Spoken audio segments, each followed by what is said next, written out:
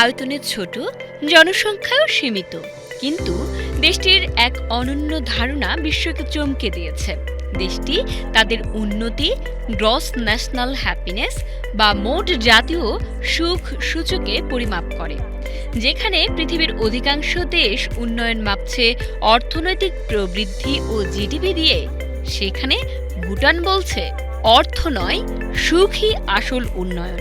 ১৯৭২ সালে ভুটানের চতুর্থ রাজা জিগমে সিংহে ওয়াংচুক এই ধারণা চালু করেন। তার বিশ্বাস ছিল অর্থনৈতিক উন্নতি তখনই মূল্যবান যখন তা মানুষের মানসিক প্রশান্তি ও সামাজিক ভারসাম্য নিশ্চিত করে। তাই তৈরি হয় সুখ পরিমাপের এক নতুন সূত্র, যেখানে মূল ভিত্তি চারটি: ১. টেকসই সামাজিক ও অর্থনৈতিক উন্নয়ন, ২. পরিবেশ সংরক্ষণ, ৩. সংস্কৃতির রক্ষা ও বিকাশ, ৪. সুশাসন ও ন্যায় বিচার। ভুটান বছরে একাধিক জরিপের মাধ্যমে নাগরিকদের সুখের মাত্রা নির্ধারণ করে। মানুষ কতটা আধ্যাত্মিক, সামাজিকভাবে সংযুক্ত, শারীরিকভাবে সুস্থ ও মানসিকভাবে পরিতৃপ্ত, এসবই সূচকে বিবেচিত হয়।